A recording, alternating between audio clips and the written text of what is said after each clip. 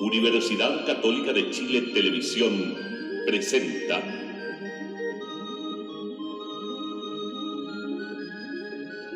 El cerebro.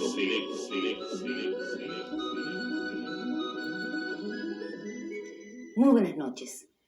El cerebro humano tiene cualidades que ningún cerebro animal ha demostrado tener. Hasta aquí, programa a programa, hemos visto distintas propiedades de nuestro cerebro. En cada reportaje hemos podido constatar lo sorprendente que son las capacidades de este vital órgano, que es el motor de la grandeza y también de la pequeñez del ser humano. Pero así como nuestro cerebro posee habilidades únicas, también está sujeto a afecciones que no sufre ningún otro animal, alteraciones que anulan muchas de nuestras ventajas humanas y frente a las cuales el hombre siente un gran temor. Dentro de estos males destaca la esquizofrenia. Ella ataca a cerca del 1% de la población mundial y condena a quienes la padecen a un gran aislamiento. La esquizofrenia se acerca a lo que identificamos como la locura en nuestro lenguaje habitual. Las personas que la padecen viven envueltas en un mundo irreal, son presas de sus propias fantasías y no distinguen entre este mundo y los hechos concretos que se generan en la realidad. La esquizofrenia no es la única forma que adquiere la locura, como tampoco existe una única manera en que ésta se manifiesta. De hecho, 1/3 de las personas que sufren de esquizofrenia responden a los tratamientos contra este mal. Otro tercio de ellas parece recuperarse después de sufrir 1 o 2 ataques psicóticos sin necesidad de terapia. El último tercio de quienes padecen este mal no responde a ningún tipo de tratamiento.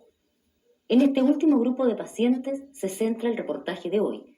Su caso es el que mayores desafíos presenta para la ciencia y la sociedad, porque constituyen un numeroso grupo de personas para las cuales hasta ahora no hay cura y que se ven atacadas en lo más humano que todos poseemos, la capacidad de dirigir el propio comportamiento de manera adecuada a las propias motivaciones y a las que provienen del mundo que nos rodea.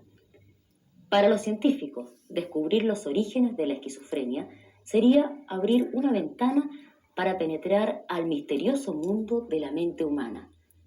Para la sociedad, en tanto, mientras se logra obtener una cura para la esquizofrenia y otras formas de psicosis, estos males plantean la gran interrogante de cómo contribuir a hacer más humana la vida de estas personas, para quienes en muchos casos no hay un lugar. Nuestros invitados de esta noche, con quienes podremos comentar los contenidos de este reportaje, son los psiquiatras Jorge Maalouf y Antonio Pulido. Ambos integran el grupo de docentes e investigadores de la Clínica Psiquiátrica de la Universidad de Chile. Los invito ahora a ver el capítulo de esta serie El Cerebro que trata de la esquizofrenia. Siéntate. ¿Cómo estás? No estoy muy bien, creo que siento como si me hubieran llamado a electrocutarme, juzgarme, enviarme a la cárcel o a matarme en una silla eléctrica por los pecados que he cometido. ¿Es nueva esa sensación? Lo principal es no excitarse, pero el hecho es que esto no es nuevo, ¿no? Me asusta la gente. Debe ser muy fuerte el miedo si piensas que te van a matar. Me asusta tanto que una imagen me da jaqueca. ¿Puedes decirme más de la imagen y la jaqueca? ¿Quieres saber? Sí, claro. Bien, cuando un espermatozoide llega para ser un bebé, solo uno sube hasta el óvulo. Y al tocarse hay 2 puntos de contacto que entran por los otros 2 y entonces vuelan en el aire. Y cuando se funden, es como una fisión nuclear, pero aquí es fisión humana. Aquí la masa pierde el protón. Una abstracción de calor va al electrón, da un giro y vuelve a bajar al protón, a formar la mente, y la mente se reduce a un átomo. Jerry es un paciente que a la vez casi demuestra cada uno de los rasgos de la esquizofrenia. Ideas desorganizadas, pensamientos sin conexión, ya formado ideas alucinatorias. Hay varias alucinaciones de grandeza y también hay paranoia. Tiene perturbaciones de ánimo. Su humor a veces es casi ausente y en otros casos es indebido. Y su conducta es desordenada, es inusual. Tiene formas de conducta que son inexplicables. Tiene un comportamiento sin propósitos y sin dirección. Un caso para el estudio. Combina todos los rasgos en una persona.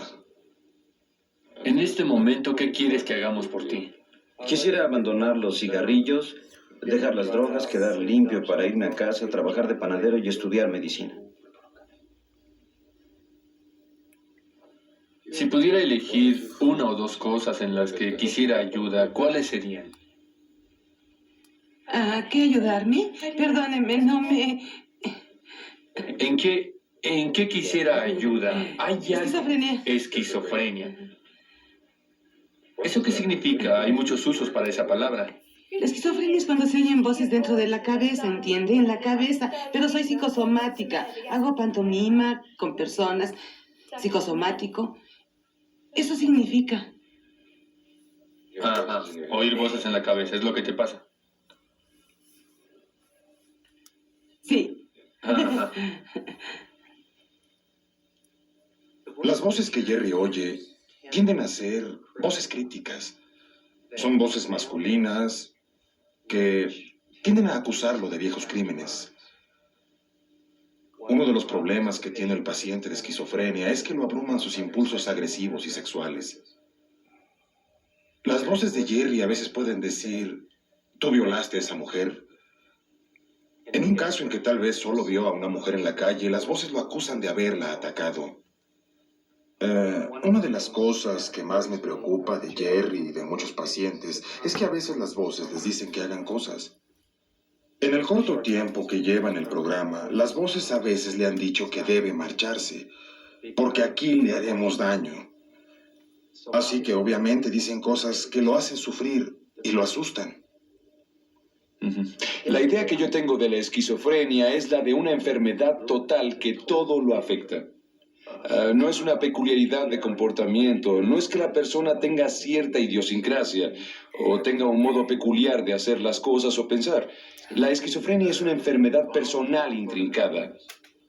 Tiene anormalidades de comportamiento, pensamiento anormal, sensaciones anormales.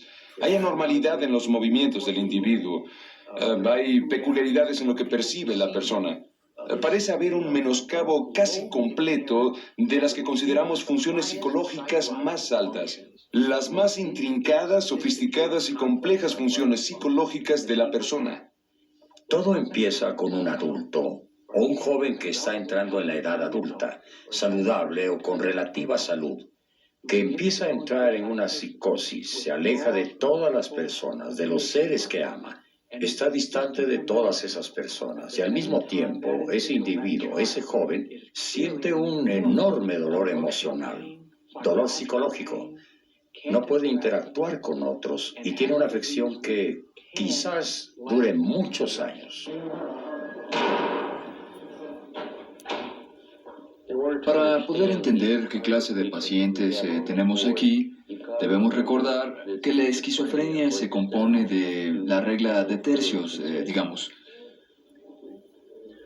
Un tercio de las personas que se enferman se alivian y no vuelven a enfermarse. Otro tercio se enferma de vez en cuando y pasa algún tiempo en los hospitales, pero la mayoría del tiempo fuera de ellos. Y el último tercio, el esquizofrénico crónico real, es la clase de personas que están aquí. ¿Vas a casa este fin de semana? Sí, me voy. Ah, qué bien. El esquizofrénico crónico, cuando ha tenido el mal durante varios años, es casi seguro que tenga un daño cerebral debido a esto.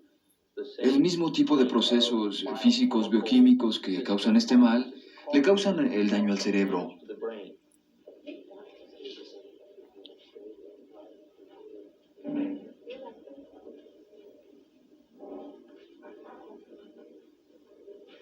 Doctor Bigelow, le presento a la señora Smith. Señora Smith, encantado. El doctor Bigelow es el director clínico.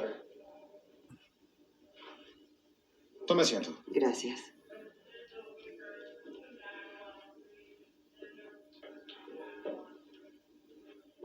Gracias por visitarnos. Doctor Bigelow, Buenos días, ¿qué tal?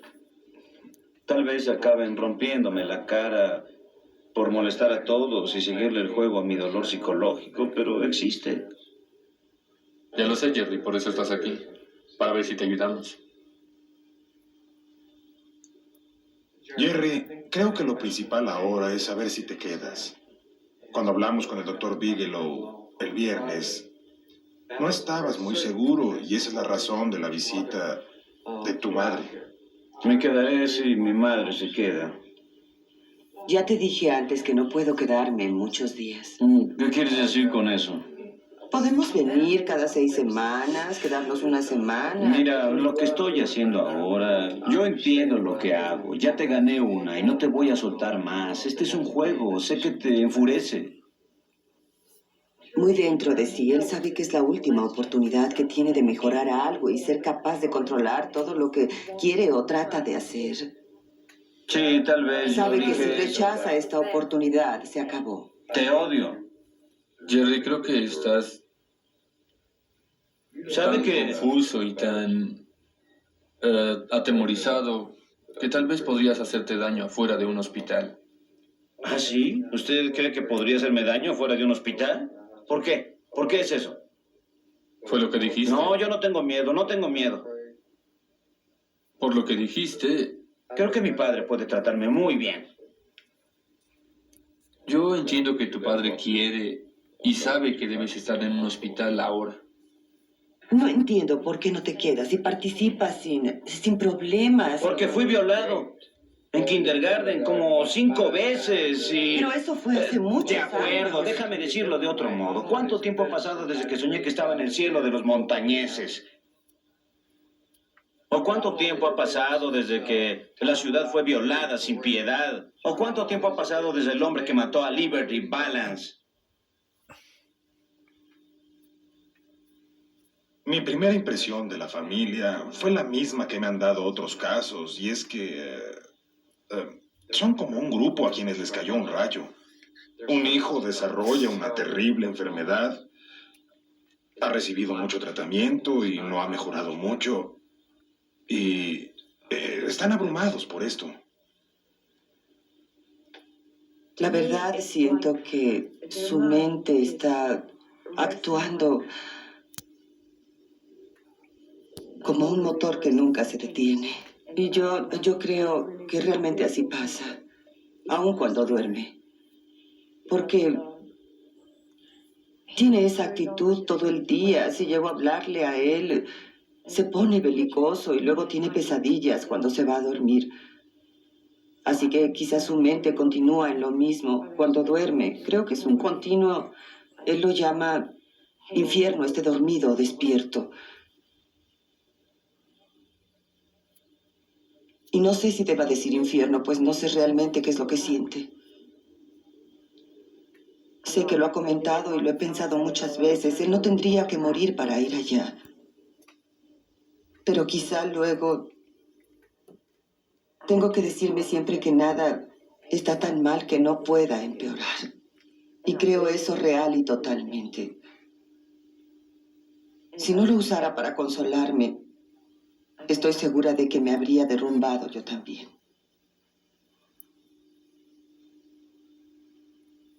Porque esto... A veces salir a trabajar uno no puede hacer nada porque uno solo piensa en él.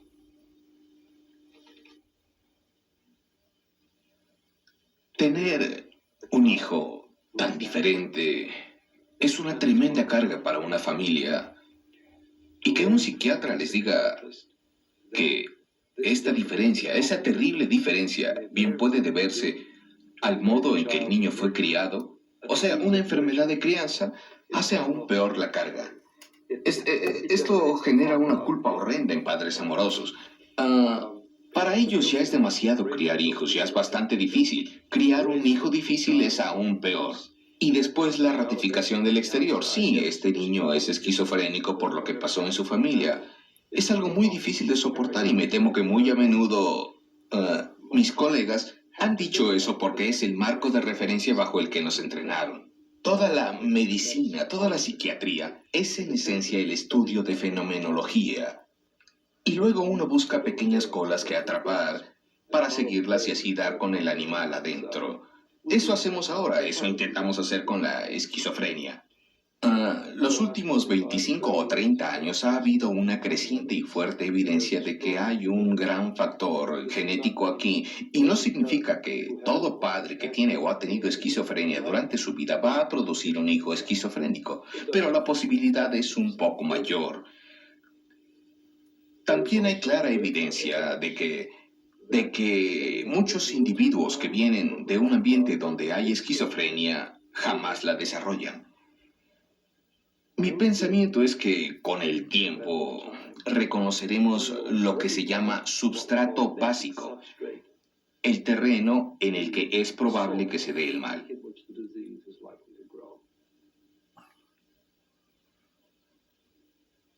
En esta foto era un bebé. Es la primera que le tomaron y tenía 6 semanas de edad solamente.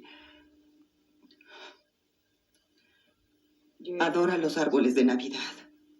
Al mudarnos aquí, consiguió un árbol de Navidad que tocaba el techo.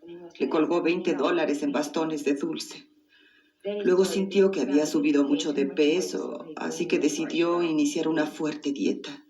Y pasó de verse así a verse así.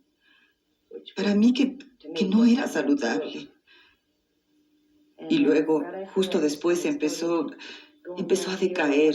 Fue cuando su enfermedad empezó a doblegarlo, probablemente.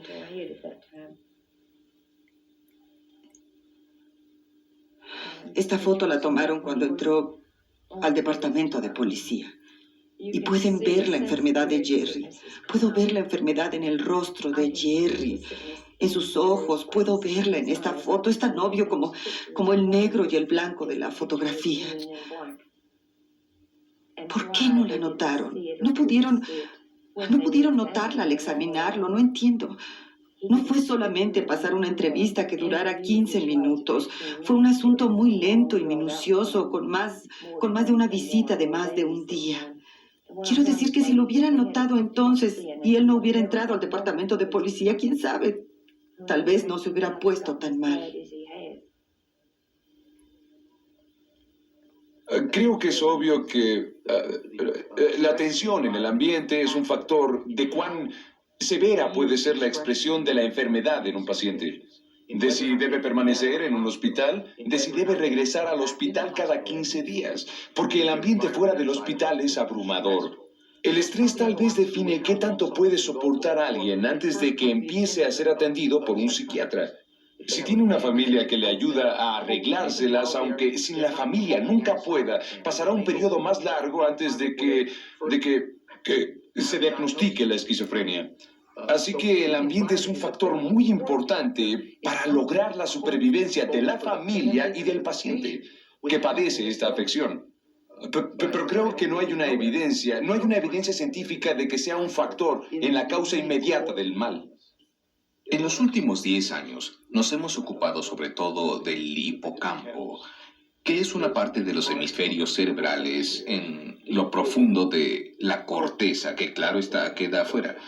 El hipocampo es una antigua parte del cerebro y se encuentra situado en un suave arco muy dentro del cerebro, que tiene mucho que ver con nuestra manera de sentir y de relacionarnos con el mundo que nos rodea. En esencia, lo que tengo aquí son 2 fotografías, una del hipocampo de un cerebro normal, por lo visto un individuo que jamás tuvo un mal mental en su vida. Y la otra es una fotografía, obviamente una sección de un paciente esquizofrénico casi toda su vida, en esencia. Notarán un conjunto de células nerviosas que en el individuo normal están alineadas como soldaditos una al lado de otra. Y en el paciente esquizofrénico son como soldados con problemas de disciplina, con diferentes orientaciones. En pacientes como este, donde las células y sus procesos llamados dendritas son procesos tan fuera de orden, creemos que las conexiones son muy diferentes, varían de persona a persona, y también varían de célula a célula. Así que quizás, y eso es todavía hipótesis más que un hecho, En esencia, la persona debe experimentar un mundo muy diferente al que percibe la persona no esquizofrénica. Quizás nos equivocamos. Es muy importante que otros laboratorios hagan un trabajo similar y vean si logran recrear esto. No quiero estar confinado en una institución. Si nunca te han internado solo en un lugar que te asusta y donde te aterrorizan y demás. Dios te perdone, tú no sabes dónde estás. Esa es la casa de mi padre. Por ella trabajó y es dinero limpio. Trabajó 31 años en la Chrysler, alzando 3 cargas por segundo de 100 kilos durante 31 años. Eso es dinero limpio. Y yo no sé, ¿la policía va a matarme ahora? ¿Por renunciar alguien va a matarme?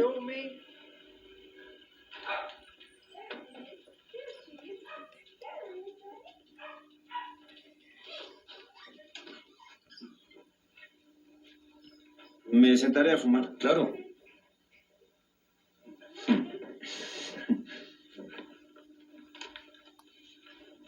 Oh.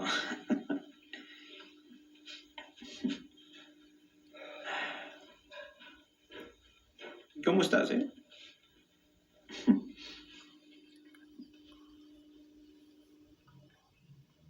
¿Hasta cuándo es tu permiso? Hasta esta noche. ¿Por qué quieres matarme? No, no tengo ninguna intención de hacerte nada, hijo.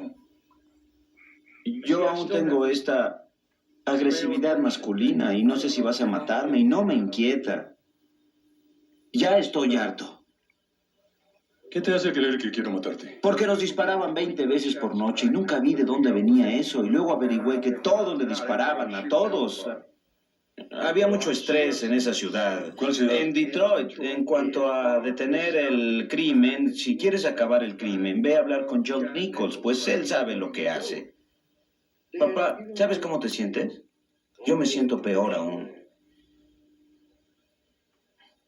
Ese hombre, si yo quisiera decirle, párate, vete a dormir y déjame solo, créeme que lo haría. Es un complejo de padre, pero no es un débil complejo de padre. Tiene 68 años y aún puede castigarme, aun cuando yo haga sentadillas cientos de veces. Y yo nunca me divierto, nunca. En la policía sí me divertía. Bueno, hay diversión. No es divertido salir a matar, no. No, no lo es para nadie. Bien, yo tengo bastante sentido común y un precedente en la moral. Y aunque tú no lo creas, tú me enseñaste mucho. Pero un día perdiste la capacidad de amar. ¿Por qué hablas así? Porque te tengo miedo.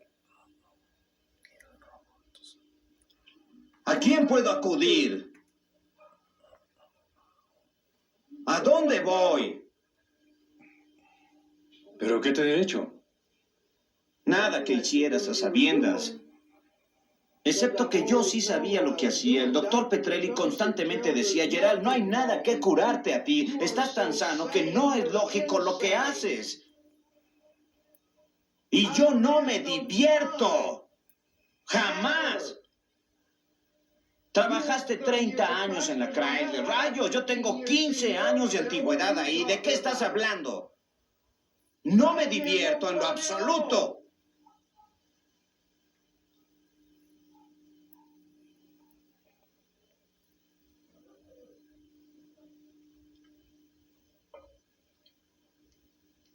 Es terrible cuando se tiene solo un hijo porque uno recuerda lo que ha hecho. Trabajamos duro los dos, ahorramos, tratamos de establecer algo para que no tuviera que trabajar duro y su arranque no fuera difícil, pudiera ir a la universidad. Y tuviera todo, pero tal vez no debimos solo ahorrar para él. Yo no quería que pareciera criado en el campo. No quería que sufriera. Lo amábamos y le dimos todo lo que se pudo. Hasta hoy. Pero guardar esperanzas, no sé. Solo espero que el mundo, el público entienda qué es lo que pasa, porque yo quiero que esto le sirva al público. Tal vez no nos ayude a nosotros, pero espero que a alguien le sirva. Pienso que para todos ha sido impactante ver lo que ocurre en la vida de una persona cuando padece de esquizofrenia. Doctor Magaluf, cuando estábamos viendo el programa, yo lo vi a usted sumamente impactado por el relato de la vida de esta persona. ¿Qué nos quisiera comentar al respecto? Los pacientes que se muestran en la película son pacientes que creo, y no creo equivocarme, representan una población ínfima de los pacientes asilares, ¿no? Que es lo que muestran acá. Son pacientes que están con graves alteraciones conductuales e ideacionales.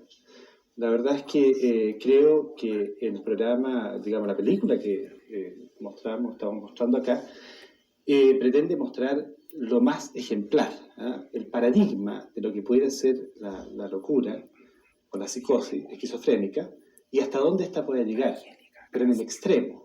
O sea, que de este tercio que no tiene tratamiento sería también un caso extremo el que estamos viendo en esta película. Sin lugar a dudas.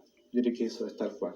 Entrando ahora en el terreno propio de la esquizofrenia, que es lo que nos está planteando específicamente este reportaje.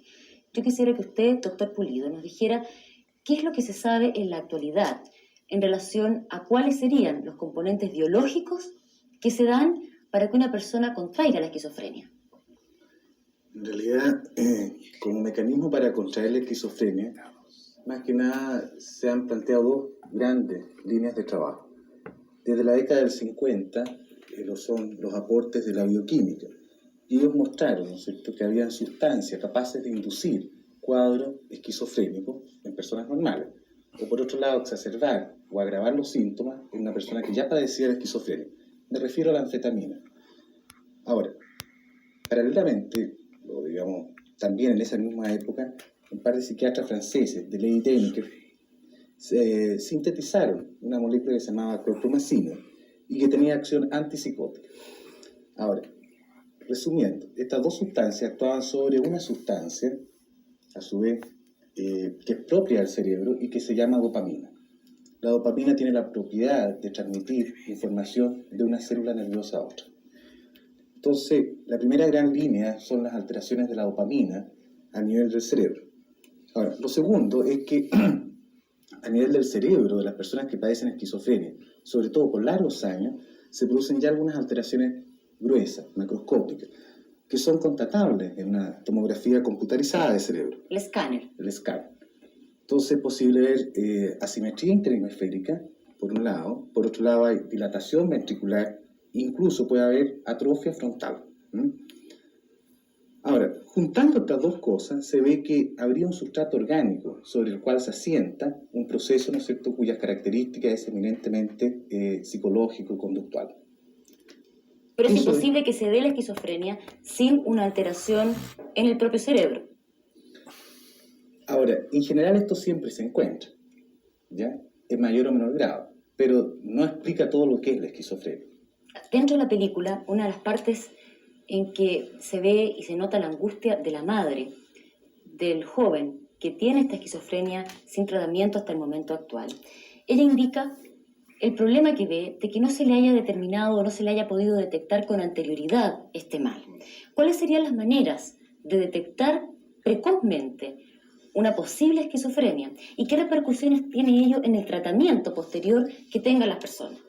Bueno, la verdad es que yo creo que síntomas más precoces que aparecen en un paciente o en un joven que presenta esquizofrenia son, por ejemplo, un descenso en la calidad de su desempeño estudiantil, un descenso notorio, inmotivado.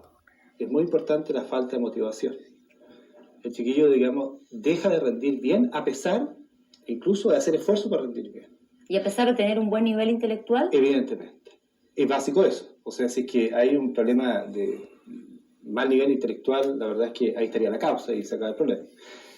Posteriormente, otro elemento importante sería el hecho que este joven comienza a retraerse de forma excesiva, e insistiría, inmotivada. La relación con el resto, con el papá, los hermanos, comienza a tornarse fría, distante. Y esa es una alternativa. La otra alternativa es que empiece a vagabundear, a juntarse, digamos, con pandilla, a consumir marihuana en forma habitual, excesiva, alcohol en forma habitual y excesiva, buscando, por ejemplo, solucionar problemas de angustia interna, buscando, por ejemplo, solucionar problemas de delirios incipientes, ¿eh? Que en la película, por ejemplo, se muestra ya el delirio terminal de un paciente que siente que todo el medio, todo el entorno se está coludiendo para matarlo, ¿eh? Pero esto puede tener una forma incipiente que a veces, digamos en algunos casos, puede ser apagada, atenuada con el alcohol o la marihuana. Otro elemento importante es el descuido de la imagen personal. El chiquillo deja de cuidar su imagen, empieza a usar ropas que no corresponden, mal arregladas, saliéndose incluso de la moda. Digamos, la moda, ¿no es cierto?, puede ser muy extravagante, pero dentro de eso hay, de todas maneras, digamos, un cuidado por aparecer bien a la moda, ¿eh? Pierde ese cuidado. ¿Y va a tener alguna importancia en el futuro tratamiento, el que se detecte precozmente la esquizofrenia? Yo creo que sin lugar a dudas, ¿eh? Sin lugar a dudas, la detección precoz, digamos, es un elemento importantísimo en la buena evolución de la esquizofrenia. Yo pienso que aquí es importante aclarar una cosa. La esquizofrenia no todas parten iguales. Hay aquellas esquizofrenias de inicio brusco, donde es bastante evidente el aparecer la sintomatología. Lo que ustedes llaman el brote. Un brote esquizofrénico. Ahora, yo creo que todos los síntomas que plantea el doctor Maalouf más bien obedecen a una esquizofrenia de inicio larvado o insidioso, donde estas cosas son las que van a ser indicadoras. Y por cierto, va a mejorar el pronóstico en la medida en que se detecte precozmente y se inicie un tratamiento precozmente. Se ha visto que mientras más tiempo pase la persona sin tratamiento, más malo el pronóstico.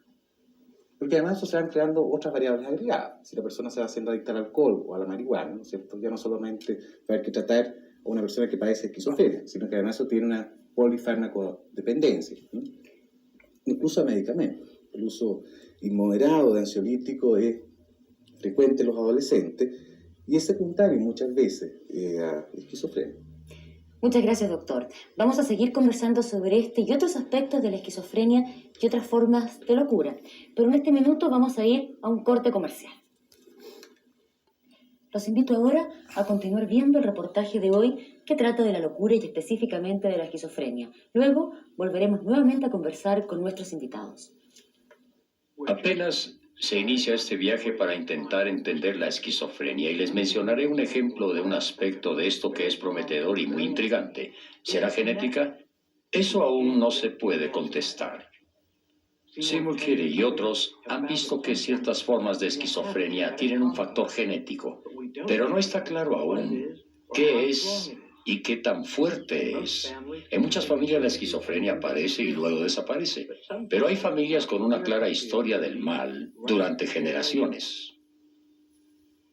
Cuando pienso que tengo un tío, un primo, una sobrina, una hermana, un hijo, yo no quiero que mi hija sana venga a verme dentro de 20 años y me diga: mamá, también eres la abuela de un esquizofrénico. Quisiera evitar eso.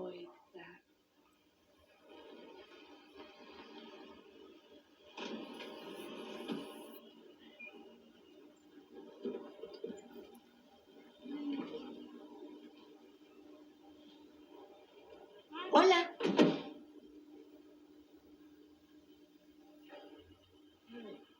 Ven acá, no estés estorbando.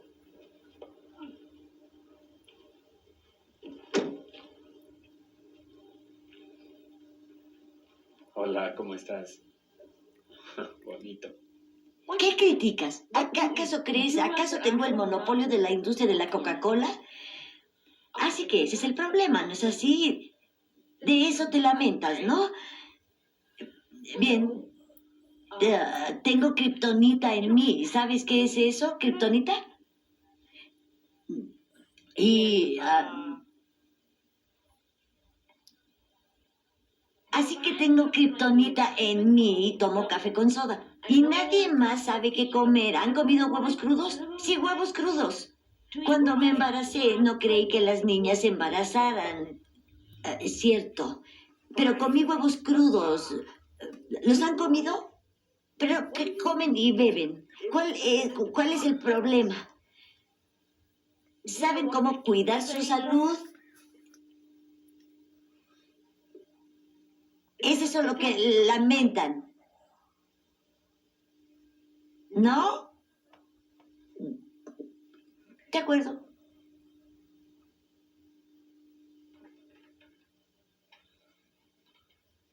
Mi hija está en un hospital estatal. Como muchas familias nos quedamos sin dinero después de años, buscando ayuda en instituciones privadas. Y sin duda hay una gran diferencia entre un hospital privado y el hospital estatal. No son hospitales, son instituciones. Y algunas son más bien prisiones. Cuando llegue el momento de volver al hospital, ella se resiste a volver. Y entonces me pregunto, ¿es posible?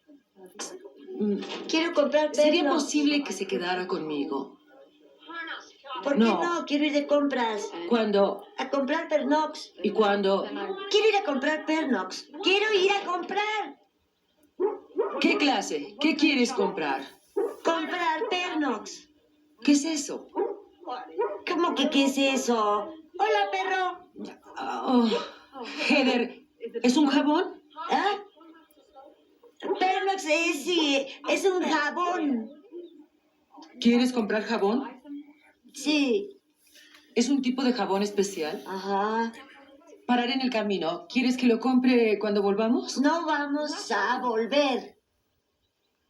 Tenemos que volver. No lo lo sabes. creo. No haré nada, créeme, no haré nada, ¿entiendes? ¿No harás nada dónde? Sí, que no haré nada, no sé, pero no haré nada. Bien. Heather, tienes que volver. Lo sabes. Sí, lo sé. Pero no tiene que ser ahora. Pero tú no eres dura conmigo. Aguarda que vengan con camisa de fuerza. No, ellos no harán eso. Si no, entonces no vuelvo. La señora de Roca y Barnes me lo dijeron. Yo no soy bienvenida allá. Dijeron que no vendrían por mí. Eso dijeron. No vendrán por ti, no haremos que lo hagan. No haré nada y solo eso quiero hacer, nada. Pero tengo que llevarte. Pero volverás otro día. Te quedarás un rato, dormirás aquí. ¿Entiendes, hija? Hoy nos iremos y luego volverás. ¿No iré a Washington? Solo espero que me envíen los papeles. ¿No has tenido un complejo? Un presidente de Estados Unidos me dice que soy retrasada. Eso dijo, ¿no?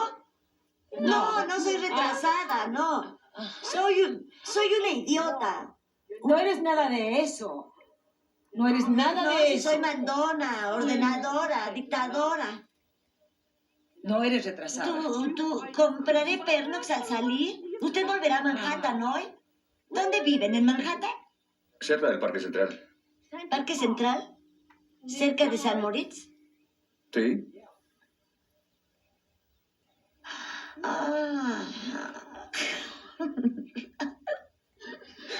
¿Se han puesto un vestido? No.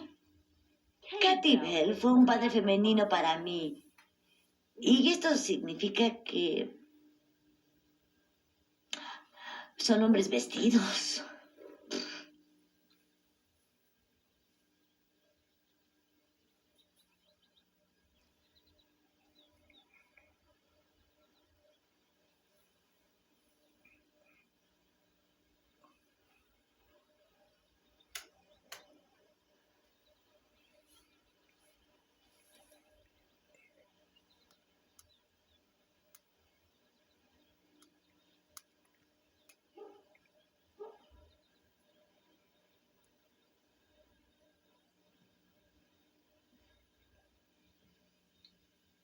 Es muy difícil describir aquí la sensación de frustración y tristeza, y a menudo enojo, por tener una sección o ala de hospital llena de pacientes a menudo inabordables, severamente confusos e intratables. Y muy claramente recuerdo cuando puse pacientes en baños restringentes, es decir, en una bañera de agua helada que se cubre con una lona para que no puedan salir. Y solo porque estaba esta clase de baño, tiene un efecto sedante. Justo antes de la llamada revolución de las drogas, tenía una sala de pacientes y empezaba a hacer investigaciones aquí. Fui un año a Europa con una beca, y cuando volví, las drogas habían llegado de repente de Francia a esta nación. Y había cierto escepticismo de que esto hiciera algo realmente provechoso por el paciente. Y que se vieran por primera vez como gente enferma, no como algo extraño a lo que ni siquiera podíamos hablarle.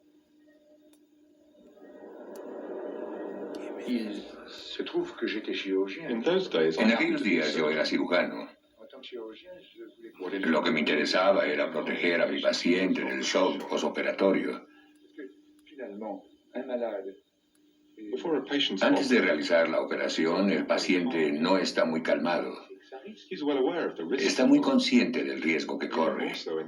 Y aún más en aquellos días en que los anestésicos eran muy inciertos, muy rudimentarios. 8 días antes de la operación, la ansiedad ya se iba acumulando. Incluso estando ya en la mesa de operaciones, él no puede saltar hasta la lámpara en el techo como un gato huyendo de un perro. No puede abalanzarse contra el cirujano y tampoco correr por los pasillos. No puede huir y no puede pelear. Eso es ansiedad. Se está llenando de neuropinifrina y preparando el terreno para sus molestias postoperatorias desde antes de la operación.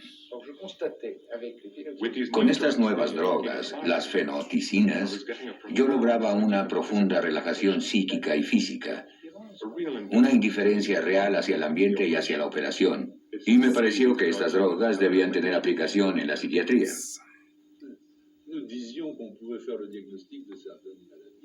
Solíamos decir que se podían diagnosticar ciertos males con solo pararse en el patio. Podían oírse los casos maniáticos cantando himnos o cánticos. Al llegar a trabajar en la mañana, uno sabía que tenía un caso maniático adentro antes de llegar a la puerta. Esta clase de violenta locura nos enfrentaba con la esencia real de la demencia. Así que probamos cualquier droga que pareciera útil. Probamos diversos compuestos, incluyendo el famoso cóctel lítico de Laborit. Y entonces, muy pronto, vimos cómo la inquietud de los pacientes quedaba controlada.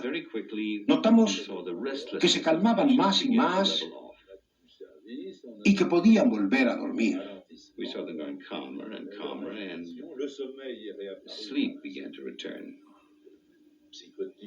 En aquellos días, el insomnio era un problema difícil de creer. Los pacientes podían pasar sin dormir 1 mes, 2 meses, 3 meses. Así que podían dormir de nuevo. Y los enfermeros, que tenían todo el escepticismo de la vieja guardia acerca de nuestros experimentos, empezaron a acercarse a nosotros y dijeron, esta vez sí que lograron algo.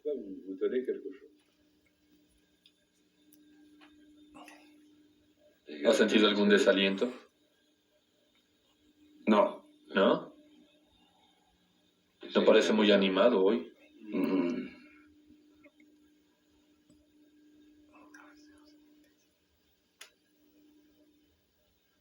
¿Podría contarnos algo que traiga en mente ahora? ¿Cómo se siente? No me siento muy bien. Hay una especie de manta en mi máscara y cientos de ideas cruzan por mi cabeza. Muchas. ¿Y tienen sentido? No.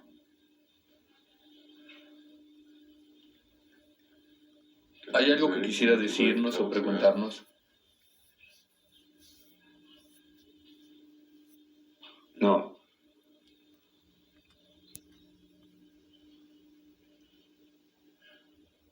Ya está casi a punto de dejar su tratamiento, ¿verdad? Sí. ¿Cuándo es? Espero que sea pronto. Espera con gusto. Sí. Lo que recibe ahora no parece servir mucho. ¿Ha pensado qué medicamento puede ser? ¿Qué cree? No. ¿Ninguno? ¿Cuál era su forma de pensar hace un mes? Tenía muchos delirios. ¿Por ejemplo? Quería convertirme en pintor, doctor de la iglesia, en líder mundial. Cosas de esa clase. Grandes ideas. Sí, pero ahora ya no las tengo. ¿En ese entonces realmente creía en eso? ¿Estaba realmente convencido? Estaba convencido, pero no creía que pudiera lograrlo. ¿No creía poder lograrlo? Ajá. ¿Y qué piensa ahora? ¿Qué cree que le reserva el futuro ahora? Trabajo. ¿Trabajo? Ajá. ¿Buscar empleo? Sí. El descubrimiento de esas drogas hizo que la gente comentara: «Hey, ¿cómo funcionan estas cosas? Esto es un milagro». Todos los procesos que involucran a esas sustancias ocurren en el cerebro. El cerebro tiene 100.000 millones de células nerviosas. Esas células forman un tremendo número de conexiones.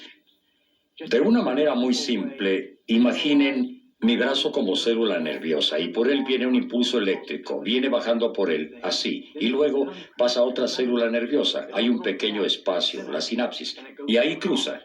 El transmisor es una sustancia almacenada aquí y cruza hasta otra célula y cambia el receptor que está en este lado y hace que esta otra célula lance una señal o que se inhiba. Y se descubrió relativamente pronto que estos neurolépticos parecían actuar todos con un tipo particular de neurotransmisor, el llamado sistema dopamina. Las neuronas usaban la dopamina como transmisor o luego bloqueaban la recepción de dopamina de este lado.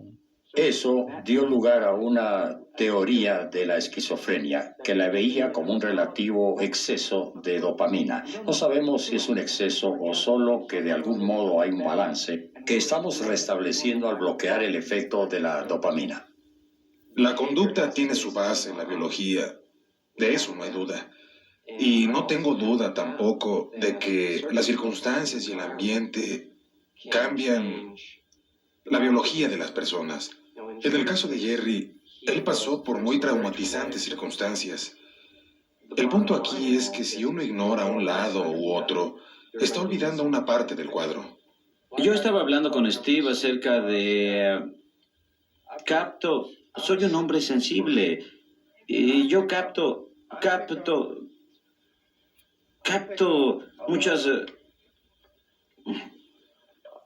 muchas cosas sensibles. La más ligera agresión en la cara de una persona me perturba.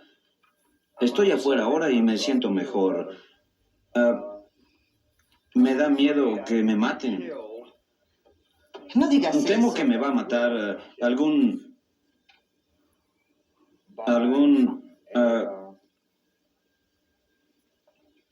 Martin Luther King, más o menos.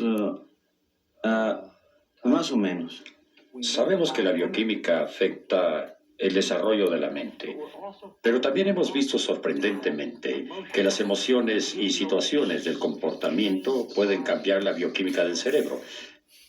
Nuestra habilidad para coordinar estas dos cosas puede tener un notable impacto en la futura concepción de este mal.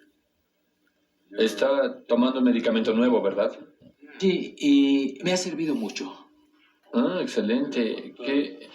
¿En qué le ha servido? Bueno, me ha aclarado la mente para pensar y me siento saludable. Imaginar un día en el futuro, cuando hayamos logrado tipificar el mal en cuestión de conductas y bioquímica, y podamos tratar al individuo con medicación más específica y con mejor prognosis a largo plazo. Es una especie de sueño que impulsa a gente como yo para continuar investigando. Steve, veo que mueve los labios como si dijera algo, pero no oigo nada. No he dicho nada. ¿Siente que mueve la boca como si hablara? No sentí. No sintió. ¿Sería posible que oyera cosas como cuando movía la boca? No. Gracias por venir, Steve. En el programa vimos este tercio de personas que al parecer no responden al tratamiento, pero habrían 2 tercios que sí responden al tratamiento o bien que mejoran espontáneamente. En Chile, ¿cómo se trata? ¿En qué consisten estos tratamientos? Bien, yo hoy por hoy, y esto es universal, la esquizofrenia se trata con antipsicóticos, ¿no? Son un grupo genérico de medicamentos que comparten ciertas características. En primer lugar, disminuyen la agresividad, la agitación psicomotora, disminuyen la productividad psicótica, vale decir, el delirio y las alucinaciones, y en mayor o menor grado producen sedación. Estos medicamentos antagonizan, ¿no es cierto?, esta hiperactividad del sistema dopaminérgico que habíamos conversado previamente. Eso es como quien dice la primera línea de tratamiento. Ahora, si es una persona que está padeciendo un grave desajuste conductual, tal vez lo indicado va a ser, además de eso, hospitalizarlo. Y desde el momento en que se inicia la enfermedad, ir enseñándole a la familia lo que significa que este hijo, ¿no es cierto?, o hija, en fin, padezca de esta situación. Ahora, en una primera fase, cuando la persona está muy desestructurada, lo más importante es la capacidad de contener a la persona, contenerla en términos de comprender lo que le sucede y no asumir situaciones de castigo o roles de castigo. Luego, una vez que ya la persona esté no productiva, por cierto, la psicoterapia asume un rol preponderante. Incluso en relación a esto, se ha visto que los medicamentos solos, sin un manejo psicoterapéutico adecuado, dejan de ser tan útiles. Y el porcentaje de recaída aumenta en un seguimiento a un año al 70%, sin psicoterapia. Con psicoterapia, con medicamentos y con un apoyo familiar, la recaída solo es del 20%. ¿Y qué tipo de tratamiento existe para ese tercio de pacientes que aquí se señala que no tienen tratamiento? ¿No se los ayuda de ninguna manera? No, sí, siempre existe un cierto grado de ayuda. No es que quede en una situación absolutamente desprovisto de apoyo. De partida, hay algunas otras alternativas terapéuticas. No está mencionado en la película, pero se puede utilizar psicocirugía cuando la persona padece de graves desajustes conductuales. La psicocirugía, por cierto, que hoy realizan los neurocirujanos, dista mucho de ser la que se hizo a comienzos de siglo, ¿no? Lobotomías frontales bastante radicales. Hoy por hoy lo que hacen son secciones muy parciales y muy selectivas de las fibras que van, ¿no es cierto?, hacia el lóbulo frontal, que sería como quien dice la parte donde estaría la regulación motora. Eso por un lado. Por otro lado, hay medicamentos que también logran apagar bastante la impulsividad. No solo los antipsicóticos o neurolépticos. Otros medicamentos que son de otra línea y son útiles. Y lo otro, ¿no?, es los talleres de rehabilitación laboral, donde a la persona se le, dado que tiene una capacidad mínima, se utiliza esa capacidad mínima obteniendo un máximo de beneficio para la persona. Vale decir, personas que tienen movimientos estereotipados, ¿no es cierto?, que padecen de una esquizofrenia catatónica, se utilizan, ¿no es cierto?, o se les adiestra para que hagan cosas con hilo o con lana. Son tareas mínimas, pero le permiten a la persona tener un ajuste social y laboral mínimo. ¿Y en nuestro país también se trata de esa manera a los pacientes más graves, con una enfermedad más severa? Bien, yo creo que en esto no ocurre así, ¿no? Hasta donde yo sé, no existen estos talleres laborales para pacientes crónicos. Hay algunas cosas, pero más bien pertenecen al área privada. O sea que sería un desafío para la sociedad lograr eso, seguramente. Yo creo que sí. Ahora, hay otra cosa, si me permite, digamos, que es importante. Hay un gran grupo de pacientes que no son ni los crónicos, digamos, que hemos visto en la película, ni los que remiten espontáneamente, digamos, que les va muy bien, y que quedan en una situación bien difícil, porque no están para taller de rehabilitación y podrían trabajar en ciertas actividades en la medida en que, por ejemplo, los empresarios, ¿no es cierto?, pudieran acogerlos, pero disminuyendo el nivel de exigencia. Esa instancia en Chile, yo diría que está, como decía el doctor Pulido, a nivel de iniciativas muy puntuales, ¿eh? Y siempre cuando hay un pariente, digamos, enfermo o cuando hay alguien que motiva a ese empresario, a esa persona, digamos, a darle cabida como un favor. En relación a la familia, los familiares de las personas esquizofrénicas, y cuál debiera ser la manera más efectiva en que ellas pueden ayudar al enfermo. Yo creo que es importante entender cómo la familia va viendo, digamos, la evolución del paciente esquizofrénico. Inicialmente, cuando no hay síntomas importantes, la familia tiende a tratar al paciente esquizofrénico como si éste estuviera fallando moralmente, ¿eh? Y lo tacha de flojo, de negligente, en fin, de que no persevera en su trabajo.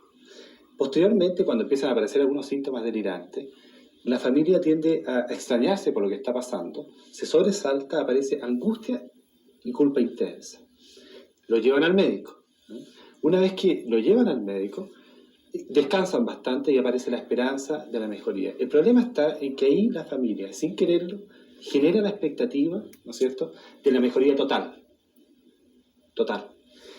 Entonces, en cuanto continúa, digamos, el tratamiento, empiezan a frustrarse por cuanto este tratamiento puede ser largo, ¿no es cierto?, no corto, puede durar desde meses hasta años, y entonces empiezan a generar un cierto sentimiento de rabia. Ahora, o depresión. Cuando es rabia, tienden a descargarlo, desgraciadamente, digamos, sin darse cuenta, en el paciente, por cuanto sienten que el paciente no está respondiendo a las expectativas que ellos tenían de mejoría. También lo pueden descargar con el médico o con los medicamentos, cambiando de médico o suspendiendo los medicamentos. ¿Cuál sería la forma, digamos, ideal en que una familia podría ayudar? Yo diría, dialogando permanentemente con el médico respecto a cuáles son las estrategias, digamos, a seguir. Y eventualmente, en la medida en que el terapeuta, digamos, lo indique, ir a una terapia familiar para poder corregir las alteraciones, digamos, en la comunicación al interior de la familia. Muchas gracias, doctor Maalouf. Quiero despedir así al doctor Antonio Pulido y a usted, Jorge Maalouf. Muchas gracias por su atención y muy buenas noches.